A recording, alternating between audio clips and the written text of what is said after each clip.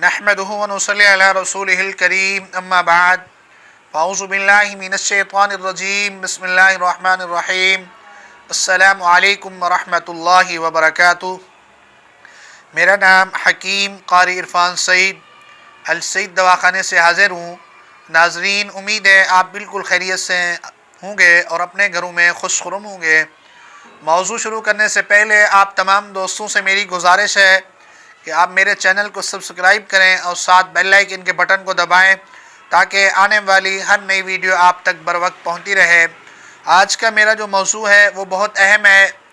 सर्दी के अंदर इह्तिलाम और कतरों का आना, लकोरिया का रहना, ये बहुत मसला होता है। हर वक्त गुस्ल करना, ये बहुत परेशानी है।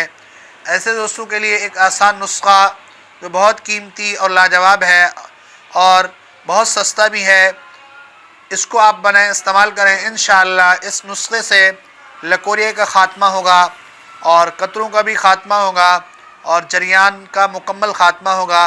इह्तिलाम के लिए बहुत लाजवाब और बहुत कामयाब दवा है। सबसे पहले आपने फटकरी सफ़ेद लेनी है आधा किलो, और उसके बाद आपने संदूर 1 पाव लेना है। इन दोनों को आपने कूट लेना है, पाउडर बना लेना है। फिर रोगनी कुजी आपके पास मौजूद होनी चाहिए, उसको आप पहले गिल हिकमत करें।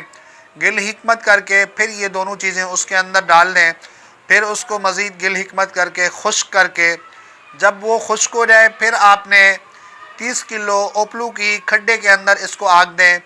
ये 1 से 2 दिन के बाद ठंडी हो जाएगी। आप ये दवाई निकालेंगे तो ये कुजी जब आप बाहर निकालेंगे फिर आप इससे दवाई निकालेंगे, उसको खरल करें अच्छे तरीके से, उसका पाउडर बनाएं और सुबह शाम 250 मिलीग्राम कैप्सूल आप पानी के साथ इस्तेमाल करें या दूध के साथ इस्तेमाल करें तो इंशाअल्लाह इससे लकोरिया का ख़ात्मा होगा और इह्तिलाम का भी ख़ात्मा होगा, जरियान का भी ख़ात्मा होगा। ये बहुत आसान नुस्खा है, बहुत कीमती है। उम्मीद है आज का मेरा ये प्रोग्राम आप दोस्तों को बहुत अच्छा लगा होगा। इसी के साथ मुझे इजाज़त दीजिए। अल्लाह हाफ़िज़।